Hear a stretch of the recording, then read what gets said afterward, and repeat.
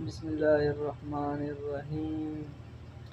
مفتی طارق محسوس سے یو واقعہ بیان کړی دا د رمضان په باره کې هم ده او د نظر په باره کې هم ده. ډېره ښکلې واقعه ده او چې موږ تاسو یې ګورو انشاءالله تعالی د الله تعالی نه امید دی چې زموږ به ډېر حد تک په کار راشي.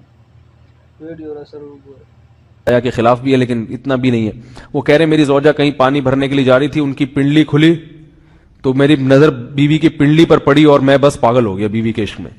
میں یہ اس لیے بیان کر رہا ہوں کہ جو لوگ نظر کی حفاظت کرتے ہیں وہ بیوی کے عشق میں پاگل ہوتے ہیں. جو دن رات انٹرنیٹ پر پنڈلیاں دیکھتے رہتے ہیں انہیں بیوی کی پنڈلی بھی کیا شکل بھی اچھی نہیں لگتی ان کو. بد نظری کا یہ عذاب ہے, وبال ہے کہ جو اللہ نے گھر میں آپ کے لیے بٹھائی ہے وہ آپ کو اچھی نہیں لگے گی. تو نظر کی حفاظت کیا کرو, اس سے آپ کو اپنی بیوی سے عشق ہوگا, محبت ہوگی. بات آ رہی ہے سمجھ میں؟ تو اب دیکھو کیسا روزے کی حالت ہے. رمضان میں پابندی ہے, اسلام میں حکم تھا جو رمضان میں بیوی سے ہم طریقہ کا 60 روزے لگاتار رکھنے پڑیں گے. کتنا بڑا جرم, لیکن صحابی سے برداشت نہیں ہوا. صرف زوجہ کے پاؤں پہ نظر پڑی ہے تو وہ کیسے بیوی سے محبت کرتے ہوں گے اور وہ بیوی کے بغیر رہ سکتے ہوں گے. اور آج لوگوں کے فون آتے ہیں ہماری بیگم جس میگے جاتی ہے اتنی خوشی ایسا اچھا سا فیل ہوتا ہے, ایسا عجیب سا محسوس ہو رہا ہوتا ہے جیسے آزاد ہو گئے. تو میں کہتا ہوں ظاہر ہے اب تمہیں موقع مل گیا کنڈی لگانے کا, ٹھیک ہے نا, اور یہ آنکھ مٹکے کرنے کا, تو خوش تو ہوگے. تو یہ بھی ایک عذاب ہے جو لبرل لوگ نے جس عذاب میں ڈالا ہوا ہے نا, اس میں عورت کے حقوق نہیں ہے. عورت کے حقوق نظر کی حفاظت میں اور عورت کے پردہ کرنے میں ہے. جب مرد باہر نکلے گا سب پردے میں ہوں گی تو آئے گا کس کے پاس؟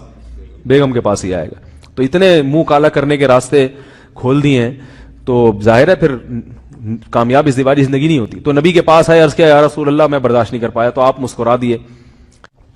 تو وہ نبی کے پاس گئے, یا رسول اللہ ایسے ہوا, مجھ سے غلطی ہو گئی. تو آپ نے فرمایا کیوں؟ فرمایا ایسا ہو گیا تھا. تو آپ صلی اللہ علیہ وسلم نے فرمایا 60 روزے رکھو لگاتار. انہوں نے فرمایا ایک کی طاقت نہیں ہے, اس میں یہ ہو گیا 60 بھائی کیسے رکھوں گا, نہیں ہے طاقت 60.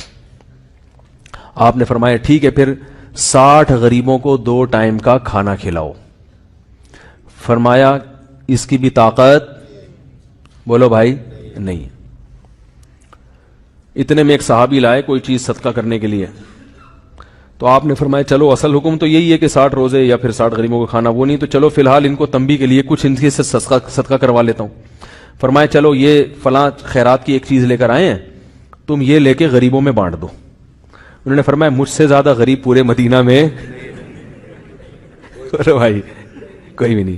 آپ صلی اللہ علیہ وسلم مسکرانے لگے, فرمایا جاؤ کھاؤ اور بچوں کو کھلاؤ. واہ بھائی غلطی بھی ہوئی اور گھر میں راشن بھی آ گیا. تو اس کے بعد قرآن کی آیت نازل ہوئی کہ احل لکم لیلۃ الصیام الرفث الی نسائکم ہن لباس لکم وانتم لباس لہن علم اللہ انکم کنتم تختانون انفسکم فتاب علیکم وعفى عنکم فالآن باشروہن وابتغوا ما کتب اللہ لکم. فرمایا اللہ کو پتا ہے کہ تم اس حکم پر عمل نہیں کر سکتے, لہذا رمضان کی راتوں میں تمہیں اپنی بیوی کے پاس جانے کی اجازت ہے, لہذا ان کے پاس جایا کرو اور اس اولاد کو تلاش کرو جو اللہ نے تمہارے مقدر میں لکھ دی ہے. قرآن جہاں بھی بیوی سے ریلیشن قائم کرنے کی بات کرتا ہے اولاد کا ذکر لازمی کرتا ہے, یعنی تلاش کرو اس اولاد کو جو اللہ نے تمہارے لیے لکھ دی ہے. ما کتب اللہ لکم, ما کتب اللہ علیکم نہیں ہے. علا کا مطلب تمہارے خلاف, لکم کا مطلب تمہارے فائدے کے لیے. لام عربی میں نفع کے لیے آتا ہے, علا عربی میں ضرر اور نقصان کے لیے آتا ہے. فرمایا یہ نہیں کہ اس اولاد کو تلاش کرو جو بطور پینلٹی کے اللہ نے تمہارے متھے لگا دی ہے, جو اللہ نے تمہارے فائدے کے لیے لکھ دی ہے. اس سے پتہ چلتا ہے اسلام اولاد کی کثرت پہ کس قدر حریص ہے. بات آ رہی ہے؟